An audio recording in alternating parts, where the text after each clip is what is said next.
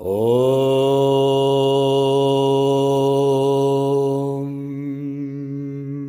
Kayena vacha manasyendrayirva bhutyatmanava prakriti swabhava karomi adyat sakalam paresma Narayanayeti samarpayami Narayanayeti samarpayami.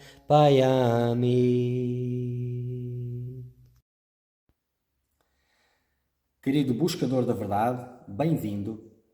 Nesta série de vídeos vamos falar sobre Bhakti Yoga, o caminho da devoção, da rendição do amor divino. Esta obra chama-se os Bhakti Sutras de Narada.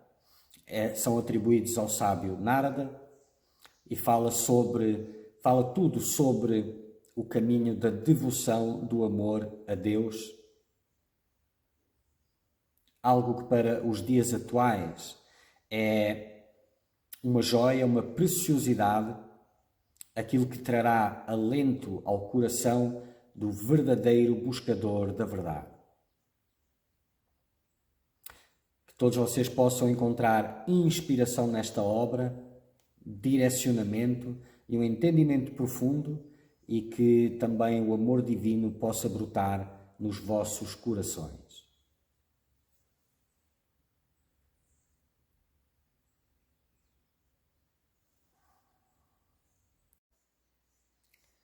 Continuando, Bhakti Sutras de Narada, capítulo 7, Conhecimento e Devoção. Sutra 28. Na visão de alguns, apenas o conhecimento do objeto amado é um meio para atingir a devoção. Então, sem conhecer o objeto amado, nem que seja como um conceito, sem contabilizar a noção do divino do objeto amado, esse amor não tem como se elevar,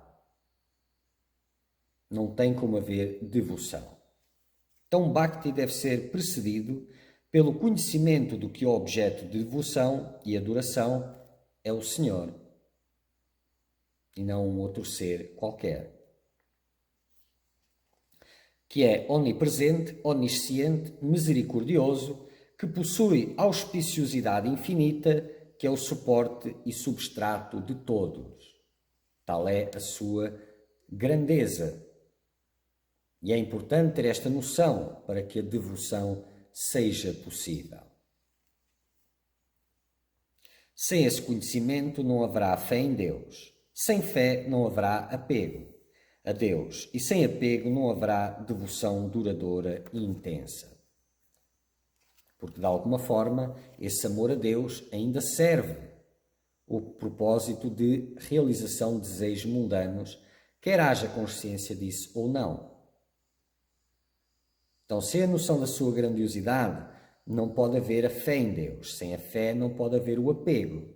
E sem estar apegado a Deus, sem se apegar a Deus, não tem como abrir mão dos outros apegos todos. Logo, a devoção não será duradoura, pois ela deixará Deus e voltará para as coisinhas. Jnana não é Brahma Jnana, é apenas entendimento comum. Então, Jnana, que é o que vem aqui, que está traduzido, que é o conhecimento, não está a tratar do supremo conhecimento, o conhecimento de Brahman, mas fala do conhecimento de informação, de conceito, ou até de algum tipo de experiência divina, não é? Até de algum tipo de experiência divina, mas dessa devoção à divindade, à grandiosidade que é Deus. A devoção pode ser desenvolvida apenas através de fé e de reverência, não é? Então, a reverência é algo, tendo a noção de Deus, do divino, do sagrado, é possível ter fé, e a fé, e tendo essa noção, é possível trazer reverência. E a reverência é muito importante, pois ela possibilita a entrega.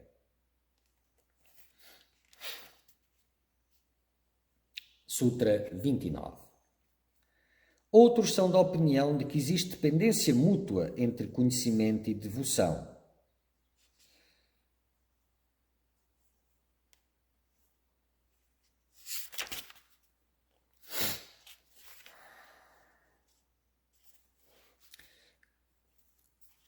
Sim, não é? Pode-se dizer que também sim, não é?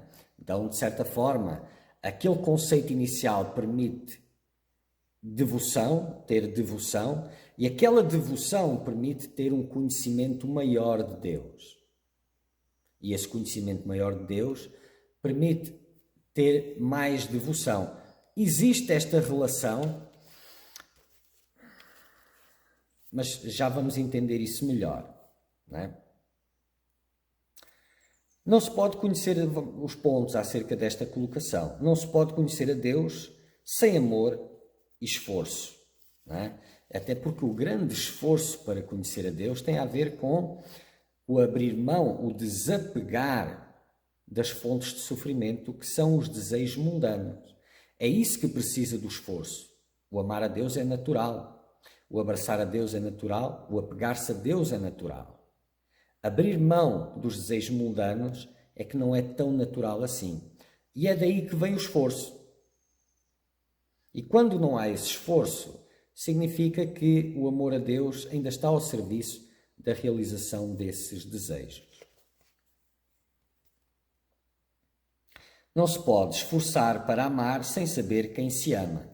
Então aqui a relação entre não dá para amar sem conhecer e não dá para se esforçar, e não dá para conhecer sem amar, a tal interdependência.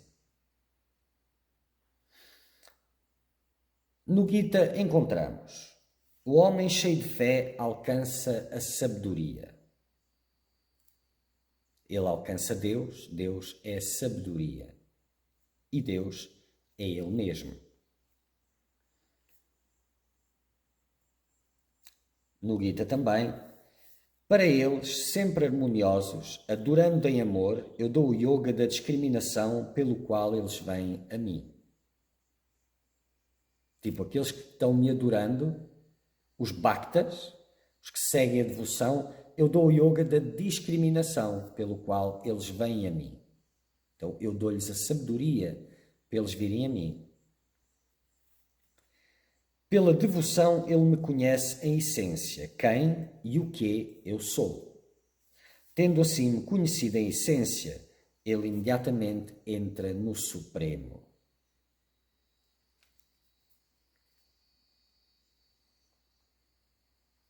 Sutra 30. Bhakti é o seu próprio fruto. Assim opina Brahma Kumara, que é Narada, o filho de Brahma, um dos filhos, não é? Então, ele diz aqui, né, que Bhakti não depende de nada. Ele é o próprio fruto. Começa com Bhakti e termina com Bhakti. Não depende de sabedoria nem de nada. Outros dizem que depende da sabedoria. Estavam a dizer que depende da sabedoria.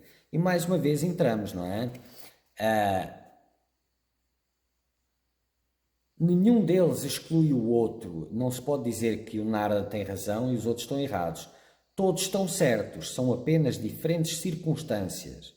E estes princípios se observam naqueles que seguem de forma pura o Bhakti e as práticas de Bhakti, não é? Sendo que tudo pode ser prática de Bhakti se for feito com amor e reverência e devoção. Não é? Já os outros que começam outras práticas dependem de Bhakti para avançar, mas sem elas, sem aquelas práticas, não tem como chegar em Bhakti para alguns. Então o que é verdade para uns não é verdade para outros. Mas Bhakti é a vida de todos os caminhos espirituais. A devoção é suprema em todos. E sozinha ela é autossuficiente. As outras não são. Precisam da devoção. Agora, a devoção é autossuficiente. O que não quer dizer que outras práticas não sejam importantes para aquele que trilha o caminho de Bhakti e que o ajudem a purificar para aumentar a sua devoção. Mas elas só o podem fazer em espírito de reverência e devoção. Então, mais uma vez, a devoção é o fruto, é o meio e o fruto de tudo.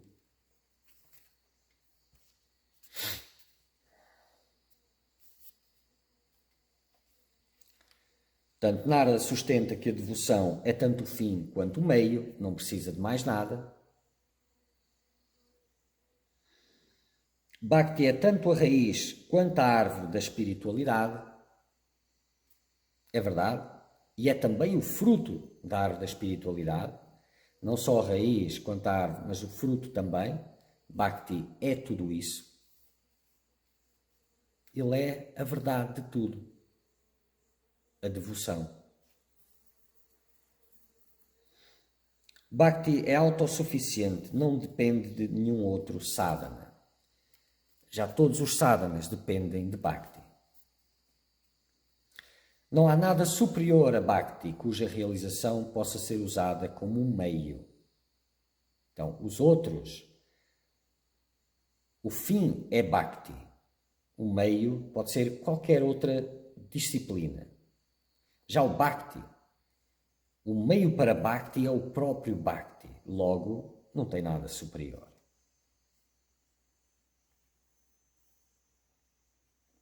Um verdadeiro devoto pratica a devoção por si mesma. Ele não quer nada em troca, não espera nada em troca da sua devoção. Eu vou fazer mais um ponto, eu já mencionei isto em outro vídeo, vou mencionar de novo. O Bhakti é supremo. A pureza da prática, a pureza do devoto é suprema. As impurezas é que complicam. Não é? E é muito fácil, como em qualquer outro caminho, ficar estagnado também em Bhakti. Enquanto não houver verdadeira humildade, enquanto não houver autoentrega a Deus, não é um caminho simples, no sentido não é fácil. Quanto mais a sério se leva, mais fogo vai gerar, mais dificuldades irão surgir. Portanto, Bhakti, uma das questões de Bhakti, um dos obstáculos de Bhakti é ele ser tão doce e se tornar um alimento de prazer para o devoto. E ele ficar preso apenas na questão do prazer. Mas isso, todos os caminhos têm os seus obstáculos.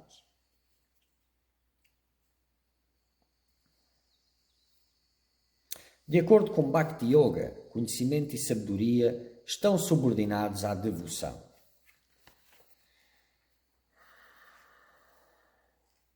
É verdade. Não tem conhecimento nem sabedoria se não houver devoção. Verdade.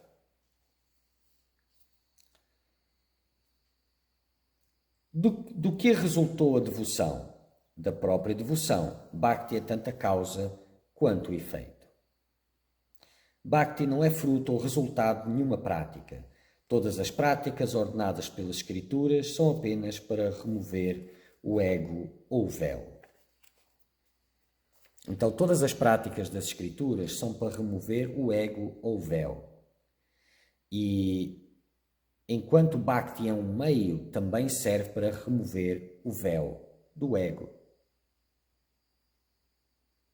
Bhakti é o que sempre foi. Vamos dizer que não é um produto das práticas, mas é a remoção da venda que não permite ver a realidade.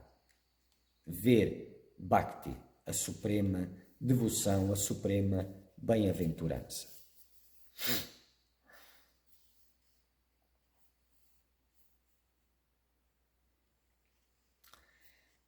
Sutra 31. Pois é visto ser realmente assim no caso do rei, casa e jantar. Então, aqui Narada, ele se refere, para sustentar o ponto anterior, em 3 histórias que eu vou passar a contar. Uma vez que um rei perdeu um filho na floresta. O filho foi encontrado por um morador da floresta. Ele cresceu na floresta sob os cuidados desse homem. Nem o morador da floresta nem a criança sabiam que a criança era um príncipe. Mais tarde a verdade foi conhecida e o príncipe foi levado para o seu reino.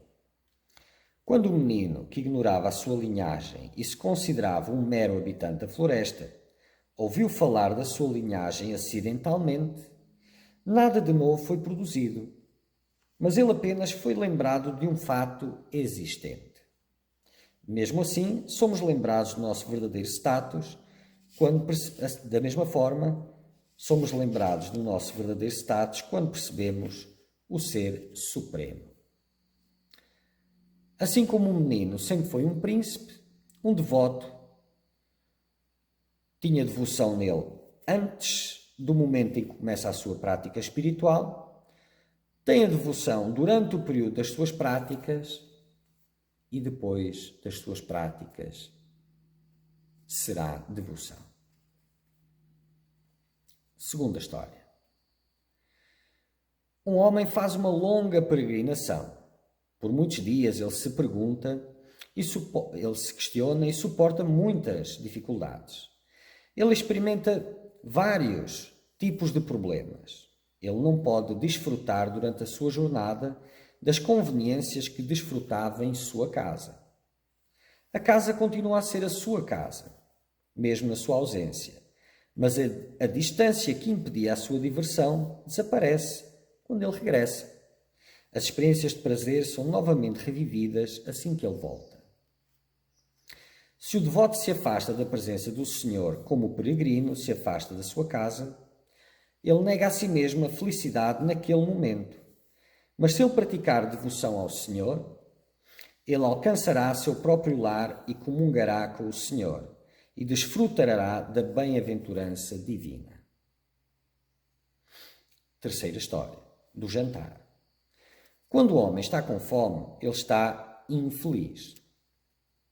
A comida não produz nenhuma nova satisfação, mas apenas remove a perturbação causada pela fome. Elimina a fome, fonte de infelicidade. Quando a inquietação é removida, a satisfação natural permanece imperturbável. Essas ilustrações indicam como as práticas espirituais realmente funcionam. Elas removem apenas as obstruções à experiência natural do Self. Então, todas as práticas, elas têm o intuito de remover tudo aquilo que te obstrui a visão da tua verdadeira natureza. Elas não trazem nada de novo. E Narada sustenta que no caso de Bhakti, ele é completo. Pois o amor e a devoção que qualquer devoto encontre no início da sua jornada é suficiente para o levar à devoção suprema, à pura devoção ou à suprema bem-aventurança ou à realização de Deus.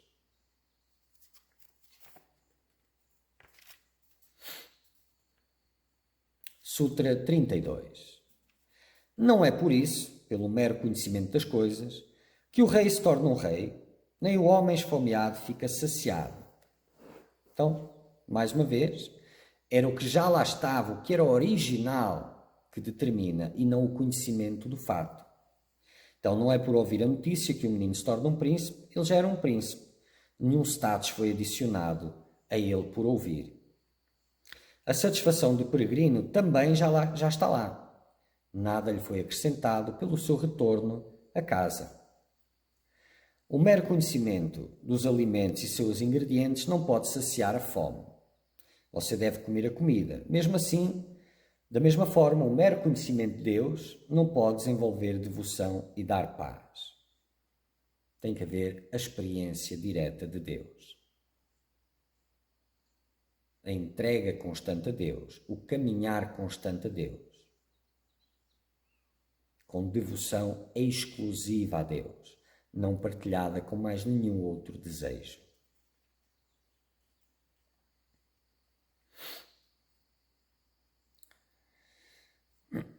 Os seguidores do caminho da devoção se opõem àqueles que sustentam a visão de que o conhecimento é um meio para atingir a devoção, com a ajuda da ilustração acima.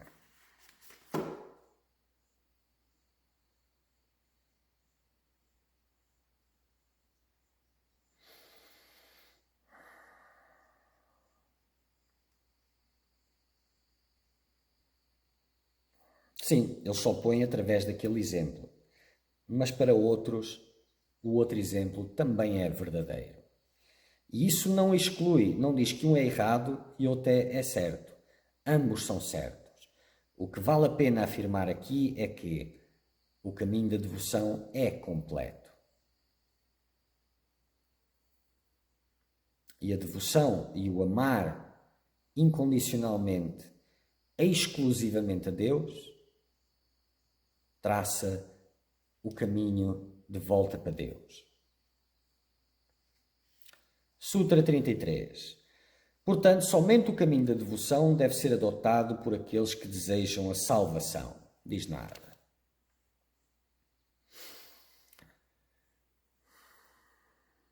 Todos os caminhos são de devoção. Se não tiverem devoção, não são caminho espiritual. Então a devoção deve ser o propósito de tudo, o meio e o propósito de tudo. Então todas as atividades devem de ser um ato devocional. Todas as práticas espirituais, seja lá de onde forem, de que caminho for, devem de ser práticas devocionais.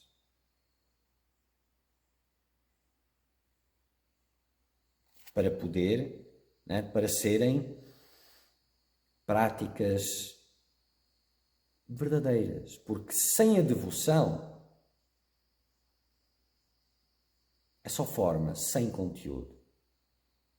Incluindo quando o devoto está adorando a Deus, fazendo puja ou qualquer coisa do género, ou cantando mantra, ou lendo as histórias, se a devoção não estiver presente, não é. Aquilo é para o acordar da devoção, o exercitar da devoção, para que a devoção transborde. Qualquer prática espiritual sem a devoção está morta. Inclusive as práticas devocionais. Mas só se pode chamar prática devocional se tiver devoção. Também só se pode chamar de prática espiritual se tiver devoção.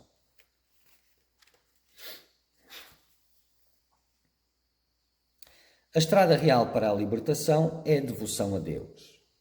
A devoção é um meio seguro, natural e fácil para a libertação. E é natural porque a natureza do devoto é amar, não é? E começa já com essa doçura. Então é natural, contrariamente a outros antes da devoção, em que são muito austeros ou complicados. Existem poucas pessoas que são realmente intelectuais o suficiente para compreender as sutilezas da metafísica de Sri Shankaracharya. Com certeza, Sri Shankaracharya tinha uma mente brilhante, muito acima do nível comum, e não é qualquer um que entende o que ele está a dizer. Menos ainda daqueles que entendem têm a humildade suficiente para que aquilo possa dar frutos dentro de si. Sri Shankaracharya era um grande devoto. É importante lembrar isso.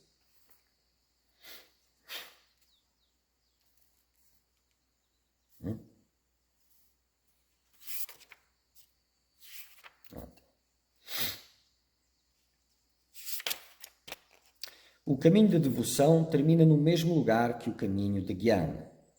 para Bhakti e Gyan são os mesmos. Não existe diferença nenhuma entre realização de Deus, autorrealização, realização de Brahman, é tudo a mesma coisa, é o mesmo destino.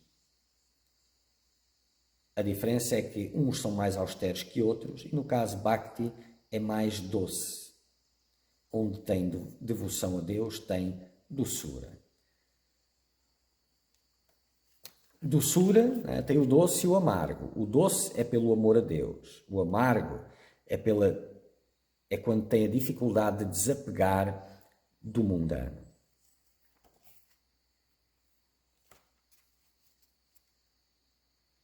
A devoção corta facilmente a escravidão mundana, atrai o próprio Deus, que se torna objeto do nosso amor e devoção.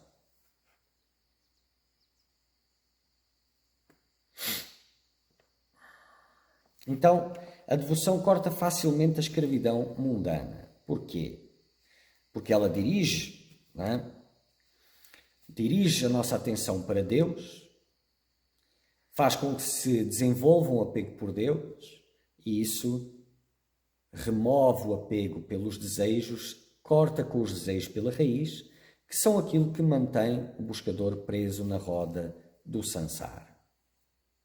E o poder desse apego a Deus traz Deus ao buscador, ao devoto. A emancipação final é muito difícil de alcançar, mas essa mesma salvação impõe-se ao devoto sem ser solicitada. Não é? Pois enquanto ele a solicitar, a devoção não é pura, logo não tem como haver salvação.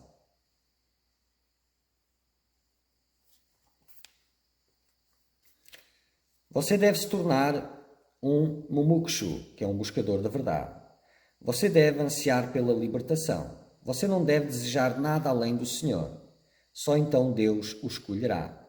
Só então Deus estende a sua mão para levantá-lo do sansara.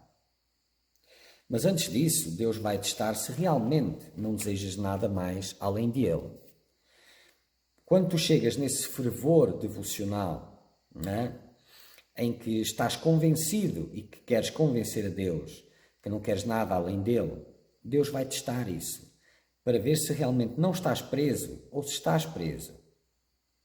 Aqui até fala. Não, acho que é outro. Mas enfim. Então, Deus vai criar circunstâncias, ao mesmo tempo, vai-te desafiar circunstâncias desafiadoras, não te vai dar a Ele próprio, enquanto buscares como uma experiência, ou seja lá o que for. E nesse nível vai-te trazer tudo aquilo que tu desejavas antes, para ver realmente se é Ele que queres exclusivamente ou se ainda queres aquelas coisas. Se o quiseres a Ele exclusivamente, não vais abraçar aqueles desejos antigos, vais largá-los. Se não era ainda exclusivamente a Ele que querias, vais-te agarrar àqueles desejos. Significa ainda tens trabalho para fazer. Não estás no nível que achavas que estavas. E Deus, de alguma forma, há orgulho, há vaidade nas tuas conquistas e Deus dá-te a oportunidade de te humildares e de cortares o resto que falta. Então, só depois, quando essa devoção for exclusiva, que Deus vai ao devoto, lhe dá a mão e o tira da roda do sansara e, para o devoto, o leva para perto dele. Nele e perto dele. Muito bem. Tvameva mata cha pita tvameva tvameva bandhushka sakha tvameva tvameva vidya dravinam tvameva tvameva sarvam mama deva deva Tvameva sarvam Mama Deva Deva.